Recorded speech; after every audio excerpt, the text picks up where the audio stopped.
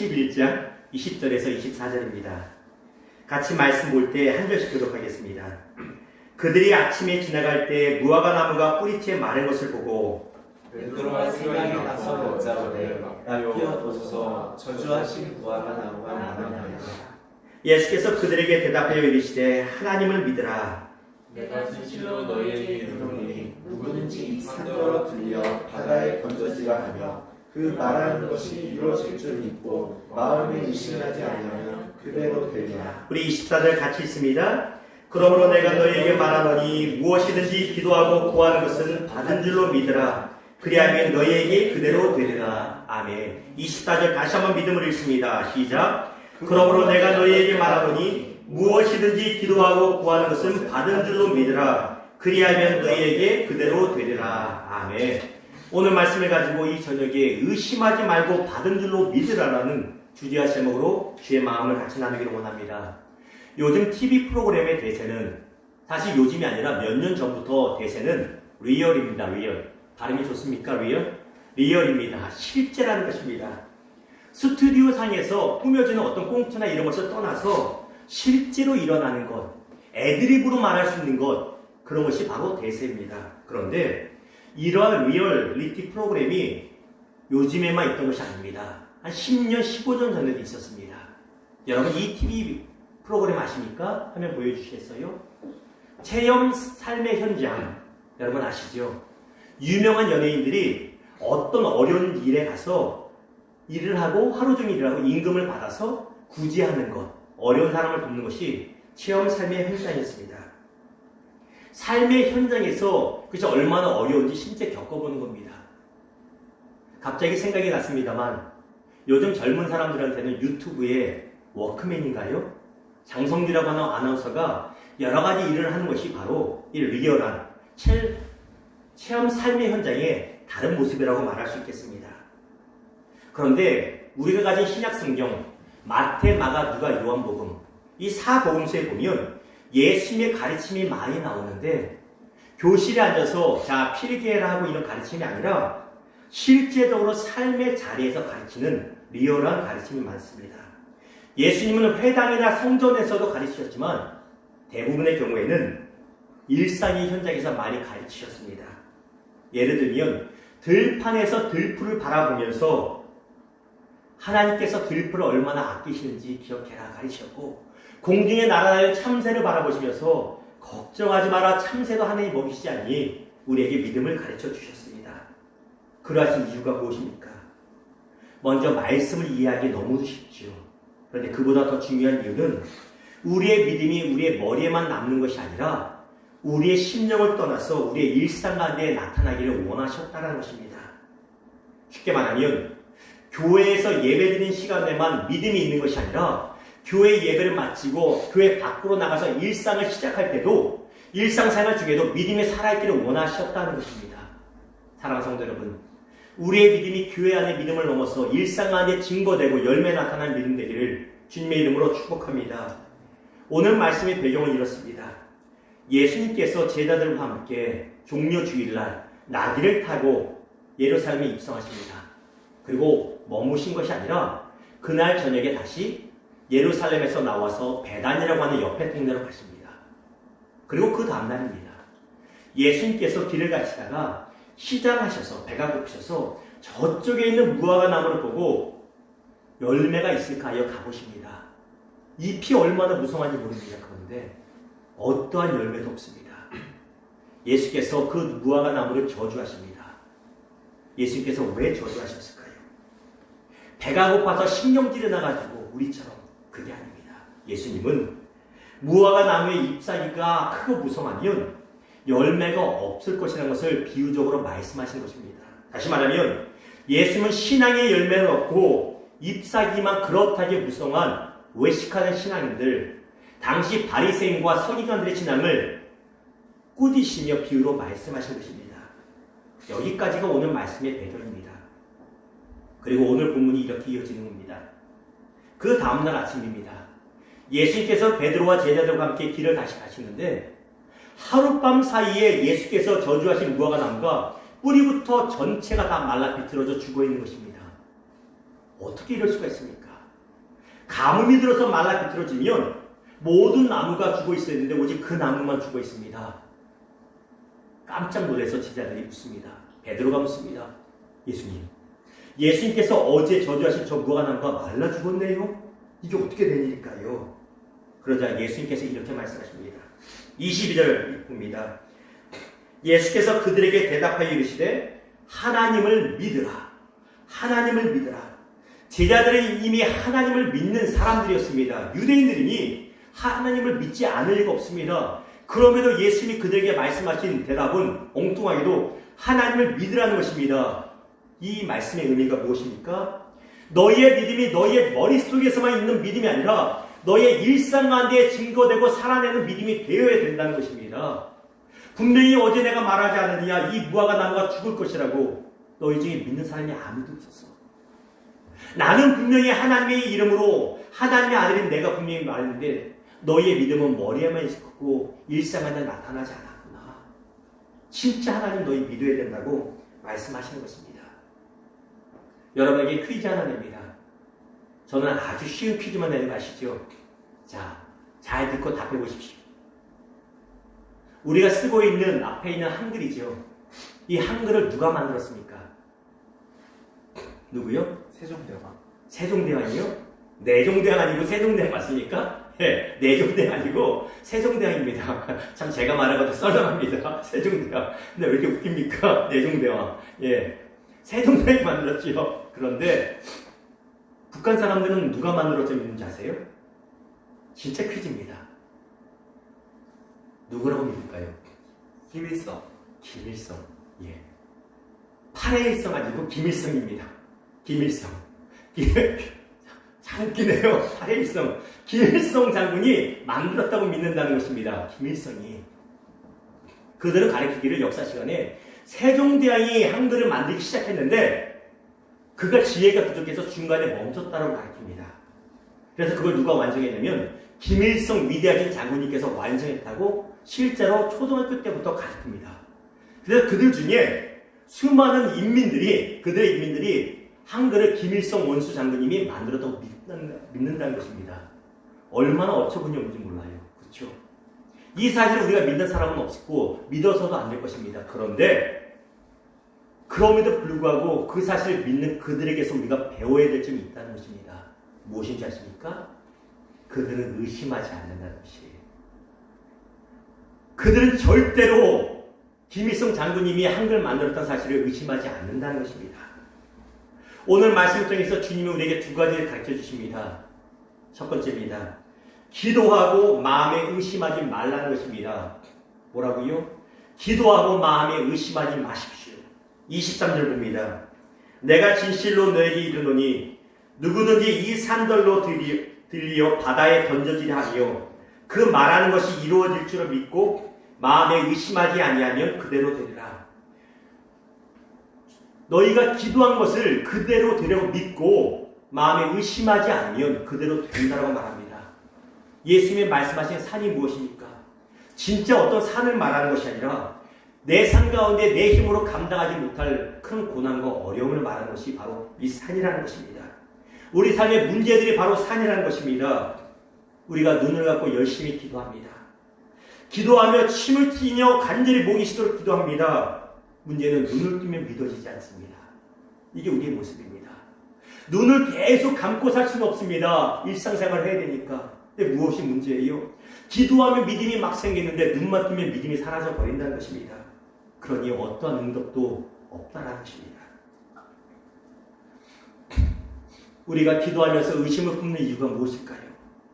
그 이유는 바로 우리가 기도하고 응답을 받기 전에 반드시 믿음의 기도의 장애물이 생기기 때문이라는 것입니다.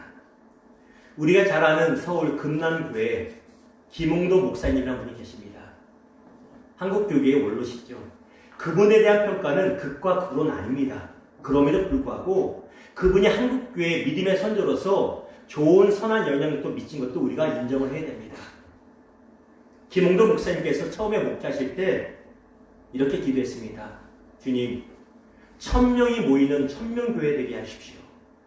아무도 없는데 그렇게 가족끼리 모여 기도하면서 1000명을 외치며 기도했다고 합니다. 2년 동안 열심히 사역하며 밤마다 하루도 거르지 않고 밤마다 그렇게 울부짖으며 1000명이 되게 해달라고 기도했습니다. 그리고 2년이 되었습니다. 어떤 일이 있을까요? 1000명이 짠 하고 된 것이 아니라 교회가 월세도 못 내서 망우리 공동묘지의 구석으로 쫓겨나고 말았습니다. 얼마나 기가 막힌지 울면서 기도합니다. 하나님, 2년 동안 이렇게 밤새 기도했는데 100명도 아니고 200명도 아니고 번듯한 교회도 아니고 그냥 도시 외곽도 아니고 공동묘지 구석으로 쫓아냅니까? 낙심이 밀려옵니다. 그럼에도 불구하고 포기하지 않고 다시 믿고 다시 믿음을 굳게 하여 기도합니다. 그 결과 하나님께서 이 김홍동 목사님 기도보다 더 큰 부흥을 허락하셨다는 것입니다. 야고보서 1장 6절에서 7절에 이렇게 말합니다. 교독하겠습니다. 오직 믿음으로 구하고 조금도 의심하지 말라. 의심하는 자는 마치 바람에 밀려 요동하는 바다 물결 같으니 이런 사람은 무엇이든지 죽게 얻기를 생각하지 말라. 우리가 기도할 때 마귀는 옆에서 우리에게 이렇게 속삭입니다.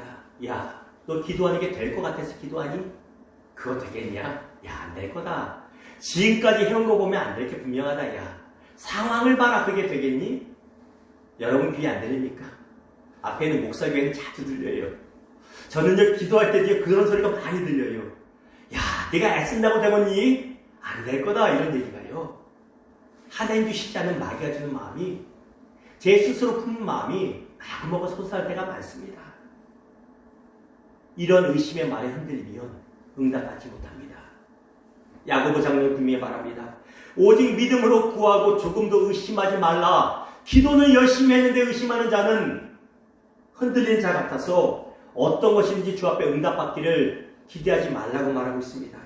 사랑하는 성도 여러분, 기도하셨습니까? 그러면 의심하지 마시고 흔들리지 마시고 하나님을 믿으시기를 주님의 이름으로 축원합니다. 질병이 날 줄 믿습니까? 기도했습니까? 그러면 난 줄 믿으시기를 주님의 이름으로 축원합니다. 막힌 문제가 해결된 줄 믿고 주 앞에 구했습니까? 해결된 줄 믿으시기를 주님의 이름으로 축원합니다. 문제가 무엇이에요? 교회에서 믿음이 있는데 이게 안 된다는 것입니다.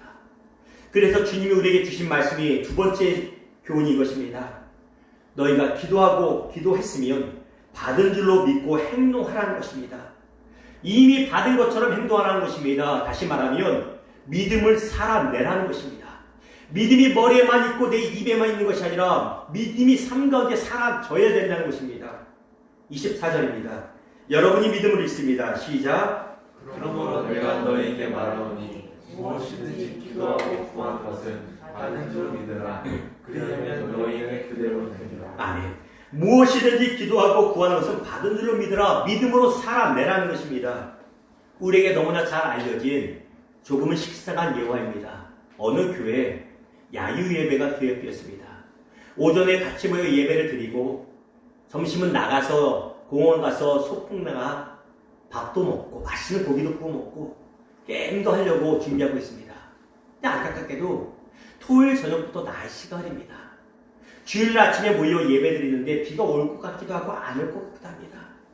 목사님과 성도들이 모여서 합심하여 기도합니다. 주님, 우리가 오랫동안 기도하고 준비한 것입니다.